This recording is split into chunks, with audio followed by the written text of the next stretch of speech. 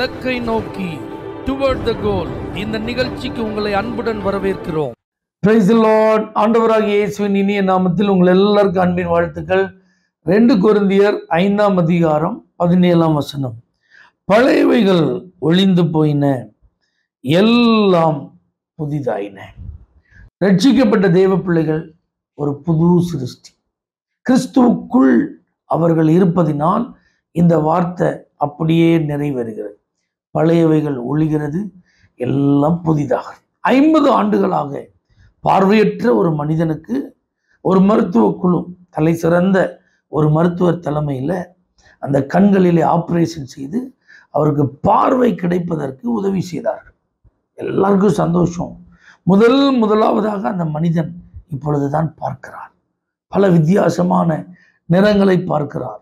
அவரால் இது என்ன நிறம் அடையாளம் கண்டுபிடிக்க முடியல. அங்கங்கே ஆட்கள்லாம் நகர்கிறத, பொருட்கள் எல்லாம் நகர்த்தப்படுகிறத பார்க்கிறார். அவருக்கு இவைகள் என்ன என்பதை விளங்கி கொள்ள முடியவில்லை. ஆகவே பாருங்க, அவர்கிட்ட இப்பதான் கொஞ்சம் கொஞ்சமா சொல்றாங்க, இது என்ன, இதற்கு பெயர் என்ன, இது யாரு, இப்படிலாம் சொல்லி கொடுக்குறாங்க. அப்படிலாம் அவருக்கு பயிற்சி கொடுத்தாலும் நடந்தது என்ன தெரியுமா? அவர் கண்ணு தெரியாமலே வாழ்ந்து பழகிட்டார். பார்த்தீங்களா? இப்போ பார்வை இருந்த போதும் கண் தெரியாத நாட்களிலே எப்படி செயல்பட்டாரோ அதே போலவே அவர் செயல்பட்டார். அவருக்கு சிகிச்சை கொடுத்த அந்த மருத்துவர் அவரை அழைத்து, இப்படி நீங்கள் செய்யக்கூடாது, இப்போ உங்களுக்கு பார்வை இருக்கிறது, பார்வை இருக்கிறதற்கு ஏற்றாற் போல நீங்கள் நடந்து கொள்ள வேண்டும் என்ற ஆலோசனை சொன்ன போதிலும் அந்த மனுஷனால அதை மாற்றவே முடியலையா. ஆகவே அந்த தலைமை மருத்துவர் சலித்து போய் அவர் சொன்னாராம், கண் தெரியாத மனிதன் இவருக்குள் செத்து போனாதான் கண் தெரிகிற ஒரு மனுஷனா இவர் வாழ்வார்.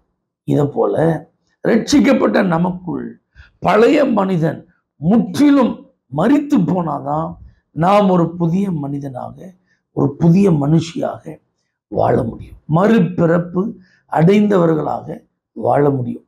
மறுரூபம் ஆக்கப்பட்டவர்களாக நம்ம வாழ முடியும். புது சிருஷ்டியாக மாற முடியும். கிறிஸ்துவுக்குள் இருப்பவர்களாக செயல்பட முடியும். இல்லாவிட்டால் ரட்சிக்கப்படுவதற்கு முன்பு எத்தனை ஆண்டுகள் அந்த பழைய சுபாவம், அந்த பழைய பழக்க வழக்கம், அந்த பழைய பாவம், அந்த பழைய வாழ்க்கை, அதையே நம்ம திரும்ப திரும்ப ரட்சிக்கப்பட்ட பிறகும் செஞ்சுட்டு இருந்தோம்னா யோசித்து பாருங்க, ஆண்டவருக்கே நம்ம மேல சலிப்பு வந்துடும். ஆகவே நீங்கள் எப்படிப்பட்ட வாழ்க்கை வாழ்கிறீர்கள்? புது சிருஷ்டியின் வாழ்க்கை வாழ்கிறீர்களா? கிறிஸ்துவின் சாயலை உங்களில் அணிந்திருக்கிறீர்களா? உங்களுடைய பழக்க வழக்கங்கள் ரட்சிக்கப்படுவதற்கு முன்பு இருந்தது போலவே இப்பொழுதும் இருக்கிறதா? உங்களுடைய குணநலன்களில் இந்த ரட்சிப்பின் அனுபவம் மாற்றத்தை ஏற்படுத்தி இருக்கிறதா? உங்களில் கிறிஸ்துவை மற்றவர்கள் காண முடியுமா? யோசித்து பார்ப்போம். பழையவைகள் ஒளிந்து போயின, எல்லாம் புதிதாயின. நம்முடைய நடை, உடை, பாவனைகள், நம்முடைய பேச்சு, நம்முடைய பார்வை, நம்முடைய முழு வாழ்வு, இவைகளில் ஒரு புதிய சிருஷ்டியை வெளிப்படுத்துவோம். நமக்குள் வாசம் பண்ணுகிற கிறிஸ்துவை பிரதிபலிப்போம். நம்முடைய வாழ்க்கை தாங்க மற்றவங்களுக்கு சுவிசேஷம். இயேசுவினிடத்தில் மற்றவர்கள் கடந்து வருவதற்கு நம்மில் இருக்கிற கிறிஸ்துவை நாம் பிரதிபலித்து புது சிருஷ்டியாய் வாழ்வோம். கர்த்தருடைய நாமம் மகிமைப்படும். தகப்பனே, நாங்கள் ரட்சிக்கப்பட்டவர்கள், மீட்கப்பட்டவர்கள், உம்மால் தெரிந்து கொள்ளப்பட்டவர்கள், இந்த உலகத்திலிருந்து வேறு பிரிக்கப்பட்டவர்கள். நாங்கள் பழைய சிருஷ்டி அல்ல, புது சிருஷ்டி. புதிய மனிதர்களாய், மனுஷிகளாய் வாழ கிருபை தாரும்.